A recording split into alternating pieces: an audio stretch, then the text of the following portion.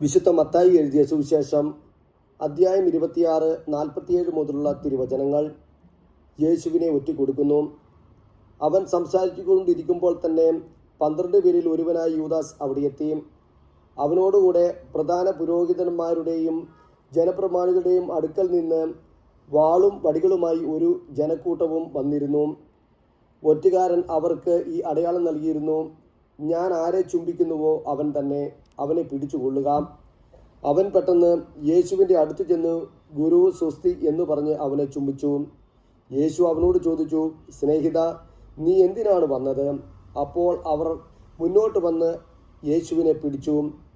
യേശുവിനോട് കൂടെ ഉണ്ടായിരുന്നവരിൽ ഒരുവൻ കൈ നീട്ടി വാളൂരി പ്രധാന പുരോഹിതൻ്റെ സേവകനെ വെട്ടി അവൻ്റെ ചെവി ഛേദിച്ചു കളഞ്ഞു.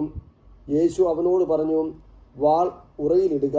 വാൾ എടുക്കുന്നവൻ വാളാൽ നശിക്കും. എനിക്ക് എൻ്റെ പിതാവിനോട് അപേക്ഷിക്കാൻ കഴിയുകയില്ലെന്നും ഉടൻ തന്നെ അവിടുന്ന് എനിക്ക് തൻ്റെ ദൂതന്മാരുടെ 12-ലേറെ വ്യൂഹങ്ങളെ അയച്ചു തരികയില്ലെന്നും നീ വിചാരിക്കുന്നുവോ? അങ്ങനെയെങ്കിൽ ഇപ്രകാരം സംഭവിക്കണമെന്ന വിശുദ്ധ ലിഖിതം എങ്ങനെ നിറവേറും? യേശു ജനക്കൂട്ടത്തോട് പറഞ്ഞു: കവർച്ചക്കാരനെതിരെ എന്ന പോലെ വാളുകളും വടികളുമായി നിങ്ങൾ എന്നെ ബന്ധിക്കുവാൻ വന്നിരിക്കുന്നുവോ?